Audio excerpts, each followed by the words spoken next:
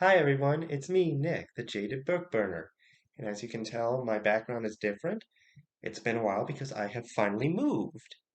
So hopefully that means I can make more videos more regularly because the one reason I didn't make as much is because I was still at my parents' home and I was a bit self-conscious about making these. As I said before, they don't even know this channel exists and I'd like to talk more. So, there should be no further interruptions until later today when I have to go do something. But, so for today's video, and because the show is on Netflix, I am going to be discussing the entire Shadow and Bone trilogy. Can you see that? Yeah. So, which consists of Shadow and Bone, obviously, Siege and Storm, and Ruin and Rising. So I will do spoilers for this entire trilogy here, and just for the first episode of Shadow and Bone. I haven't seen the rest of it yet. I don't have a TV yet, so um, I mean, I could just watch it on the computer, but eh. So I'm just gonna go with a rundown of what I thought of each book. Overall, I liked the trilogy. I thought it was pretty good. I don't think it is as bad as some people thought it was. I haven't read Six of Crows or Crooked Kingdom yet. That's coming soon. So, what this entire series universe consists of, if you don't know, it takes place in this alternate land or fantasy land that's kind of like an alternate Russia, kind of. And Lena Starkov is a young orphan, not young orphan, a young woman who is an orphan, and her childhood friend Mal. They work for one of the armies of Ravka, the country they're from, and they eventually learn through dealing with the Darkling, a Grisha who can control darkness and shadows, that Alina is a sun summoner, a Grisha who can control light. And this throws everything into a mesh of events that takes place over the course of these three books. And the first book, I read this as soon as I heard that the show was coming out, or was announced. I was a bit tentative to get into it because I didn't hear a lot of good things. And I initially rated it 3 out of 5 stars, but then I pushed it up to 3.5 because I realized the reason why I was so reserved was just was just the kind of general dislike people had for this book. It's not a perfect book. Again, 3.5 stars. But I still thought it was good. I didn't think it was as bad as most people thought. Um, I will say my major complaints about this lie mostly with Alina. She didn't have much of a personality in this first book, and she more or less just commented on things that were happening rather than um, just showed the. She more so showed, she more so commented on things that were happening than her, like, you know, emotional or intellectual response to it. She wasn't a bad character, but just kind of almost non-existent. I actually liked Mal in this. He was fine. Um, the Darkling was meh in this book. Um, so part of it was just evil, bad, hot guy. But the one thing that this book did excel at was world building. Lee Bardugo knows how to build a world, like the magic of, or the little science, I should say, of the Grisha powers.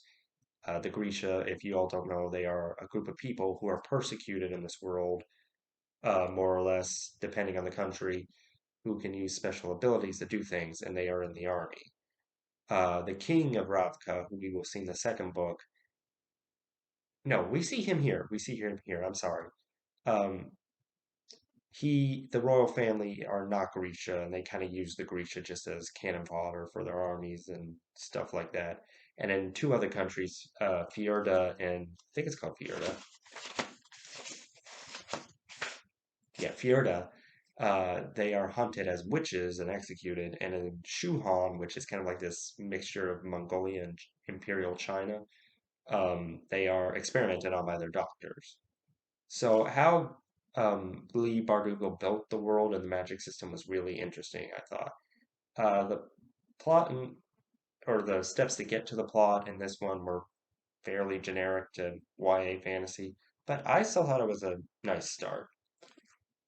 Now, the second book I was afraid to get into, Siege and Storm, because people said this one was the worst one, that Mal is terrible in this. Yet I actually really like this one a lot better than Shadow and Bone. Mal wasn't that bad in my opinion. He was maybe a bit of a man baby sometimes, but no, like I heard people say he did cruel things to Alina, abused her. I didn't see any of that. Like, okay, he maybe got a bit jealous and stuff, but I didn't see any reason to hate him for me.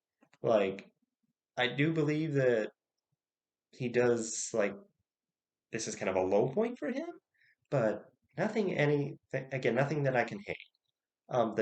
This confirmed for me though that not to like the Darkling. I don't know why I'm not shaming people who ship Darklina or whatever it's called. I don't care about the Malina versus Darklina thing. I don't care. I don't care. But I don't like the Darkling after this.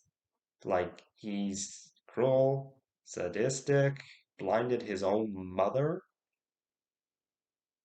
And that actually brings me back to this first book. Another thing that I disliked about Alina is that she is training with Bagra, the mother of the Darkling, and Bagra outright tells her, "Hey, my son the Darkling is bad." And Alina's like, "No, I don't believe you." The mother of a man who threatens to skin Alina alive and collars her like a dog with a magic thing, a fetter, I believe it's called, made from a stag's horns. No, I'm sorry, I don't like him. Again, and Alina had her faults too, but she was a bit stronger here.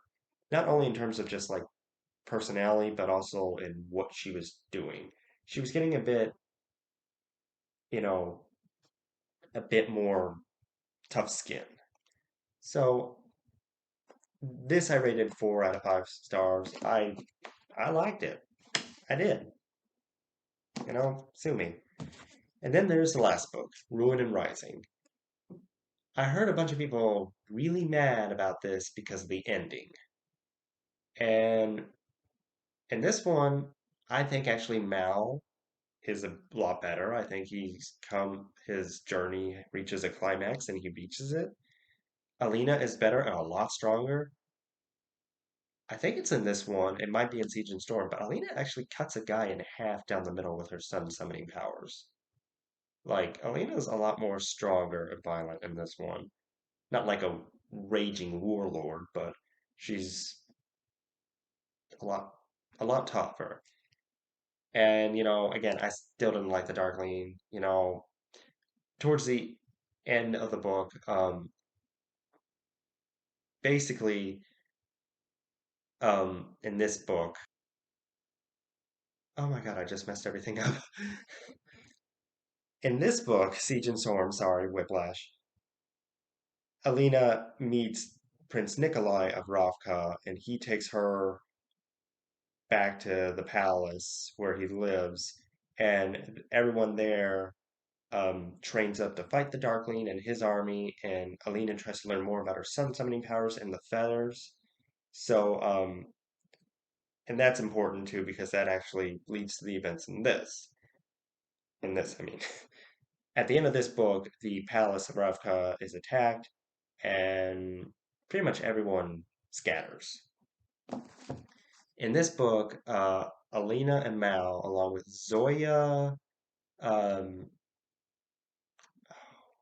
Tamar, and her brother Tolia, I believe his name is, and a few other people, David and Genya, who Genya got messed up in Siege and Storm. It happened off page, but she was tortured by the Darkling, which made me dislike it more.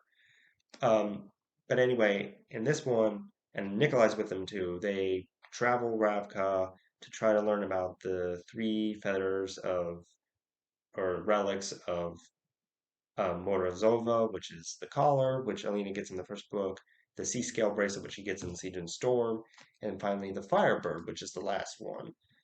and a bunch of terrible things happen to them. Nikolai gets possessed by darkness and turns into a bird demon thing. So many people die and get killed. Bagra dies. But finally, and, and the reason why people were still mad at Mal in this one is because in this one, Alina nearly brings down the Darkling and inside of a church.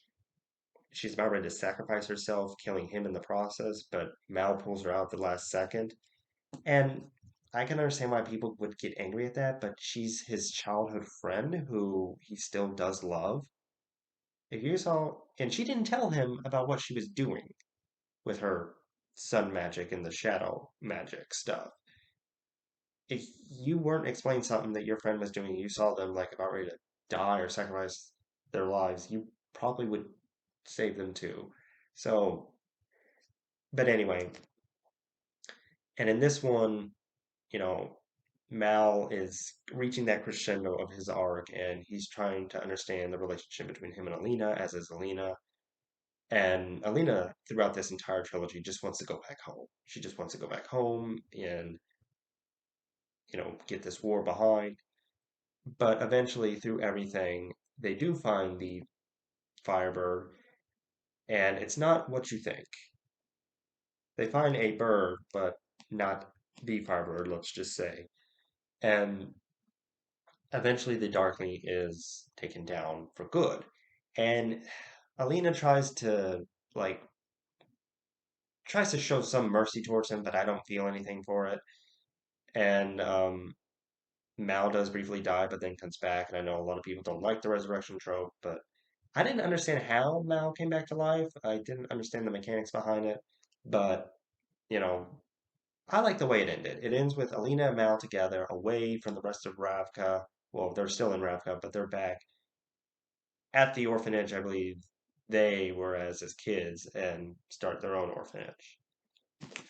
And so that is the entire Grisha trilogy. And this one I gave 4 out of 5 stars just because, again, I didn't understand the mechanics of the magic stuff of Mal coming back. But I liked it. I pretty much liked this series. Now, the first episode of Shadow and Bone was a bit strange. It went the traditional route of at the beginning of this book, but when it got into the Six of Crows part, again, I haven't read Six of Crows yet, but the show divides between the original Shadow and Bone stuff and the Six of Crows stuff. And then in the Six of Crows half of the show, we learn that they're going to cross the fold to steal Alina. And I'm not sure how I feel about that. I understand. I know they made some changes, some for the better, some for the worse. I don't. I don't know how I feel about that.